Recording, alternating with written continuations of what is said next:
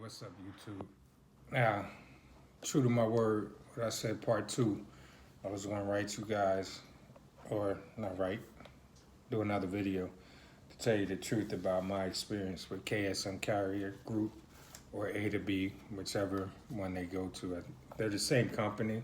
They're trying to do a Crete and Schaefer type deal where one department is reefer and the other department is dry van.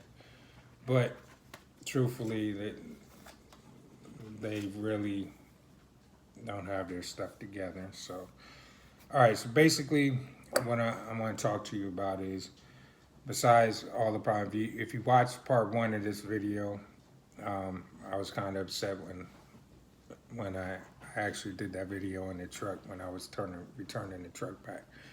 I did watch another guy's video and him talk about how his experience was with A2B Cargo and for a used truck that wasn't running DEF, which is exactly how they operate.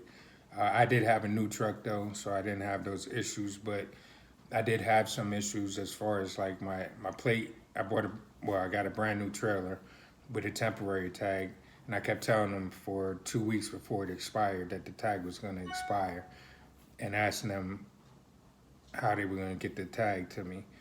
Well, I was told from the safety guy after the tag expired or was about to expire to just drive. If I got a ticket, the owner would pay for it. So I asked them to put that in writing. They never put it in writing. I actually made it home, no problem, but that was for Thanksgiving. And I said I wasn't going to drive the truck until I got a new tag sent to me. So they lost the tag, and they actually FedExed me another temporary tag to put on the trailer, which was my last, 2 loads that I did with them. When I questioned them about if I got a ticket, they of course denied, no, we never said that, and that's not the way, we do business and everything else. But that's just them. So just whatever they say, get it in writing. They supposedly record all of their calls. They've said that I've said some things on the call that I know I didn't say, so they said they listened to the tapes and said, send me a copy of it. Yeah, we'll send you a copy of it. They never sent me a copy of it. They don't have it. They're just full of it. They really are. So I'm going to break down the amount of money that I made total, the amount of money they charged, and then I even went so far as to average out how much I made with all the miles I drove, how much I made cents per mile. Okay, so starting out, excuse me, something's in the air. Starting out, I made a total of, from the time I worked there, $24,050 in 6 weeks I was there. Now, out of that $24,050, they take 20% of the load. You get 80%. Supposedly, you never see an actual invoice to see if they're telling you it's true or not. So they tell you your load costs pays $1,800. You have to take their word because they will give you no documentation, no invoices or anything saying that that's how much they got paid for that load. So that was first red flag for me. So out of that $24,050, they actually off the top took $4,820 as their 20%, which really should have only been $4,810. So they got me for $10 there. Now, out of that amount of money in tolls for the 6 weeks I drove, I paid $138.35. For registration, I paid $300. For the trailer, I paid $1,350.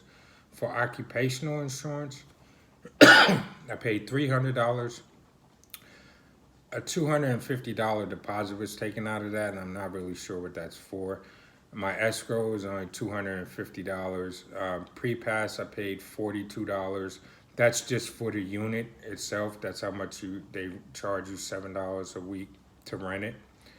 My E-Log, which is the OmniTracks in the system, they charge you $21, $21.50 a week for. So in the 6 weeks I was there, I paid $129 for that. For the truck, I ended up paying $4,875. And for a maintenance account that I never even agreed to pay, they charged me $200 out of that. Excuse me. And then another $700 for physical insurance. So out of that whole $24,050, I got paid $4,195.64 after all of their deductions and everything that they took. When you plus I paid $6,827.83 in fuel and death. So I actually paid out more in fuel than I took home. I took home $4,820 over 6 weeks. And I paid out $6,827.83 in fuel. I actually paid out $2,000 more than I took home in fuel, which is crazy. But when you average all of that out, I did 18,000 miles in this 6 weeks. And when you average all of that out, comes out to I made 4 cents per mile. I think the actual number is 4.29 and a whole bunch of other numbers. So 4 cents per mile is what I made for driving for KSM and A2B Cargo. Now, out of that 4,000 that I made, $4,195.64, that's on a 1099, guys. So that is before taxes or anything else. So when I did my payroll, I actually lost money working for this company. They're not, and again, this is just my experience. You know, I would hope that you would use my experience as a reference for whether or not you want to join the company. Everybody's experience can be different. My experience was my experience. The problem is that they told me that I would be able to pick my loads, and I actually went on a couple of load board sites, and I found a couple of loads, but every time I would try to get them to get the load for me, they would sit there and say, no, I got a better load for you. I'm setting you up to go here. Take this load, go up here, and then once we get up there, I got a good load for you coming down or going over here making good money. They did that. They kept doing that consistently.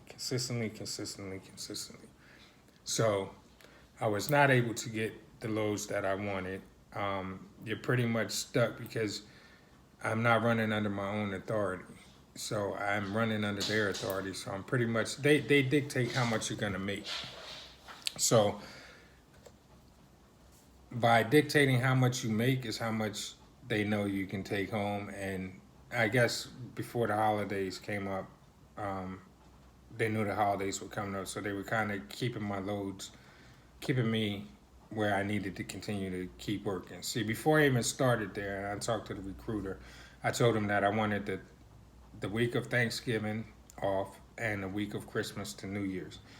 And I said, if I can't have that, I said, I'll just wait until after the year to start with you guys. And the recruiter told me, he was like, no, we can defer those payments for those weeks, no problem. So even when I was in orientation, I talked to the owner because they came in and they talked to me. And I sat there and I told them again, I said, listen, I need the week of Thanksgiving off and the week of Christmas to New Year's, and I was told that I could defer the payments. And they're like, oh, well, we'll have to look into that because we weren't, I don't know, your recruiter can't make that decision or say that. And so I was like, wait a minute. Now, this is after I wasted a whole week sitting there. So they kind of just brushed it under the table. But again, I told them. So just cut a long story short, I got home on Thanksgiving Day. And that was when my trailer, the tag expired. So I wouldn't leave until I got a new tag delivered or FedEx to me. So I didn't get the new tag until that following Tuesday. When I got the tag, I was back on the clock within 2 hours. So they try. I mean, the truck payments due, but they were supposed to defer that payment for that week. They didn't defer the payment, so they actually took the 2 loads I made before that. They took the whole check for truck payments, for payments for the trailer. So at that point, that's when I, kind of made my decision up my mind. That was the video part 1. When I was like, I'm not doing this anymore. I had already put in my 30 days, and they asked me to give them 30 days or see if they can change my mind in 30 days, and it just got progressively worse from there. So again, that's my experience with KSM Carrier Group or A2B Cargo, whichever you want to call them. If you have any questions, feel free to leave a comment, and I'll be in touch. Thanks.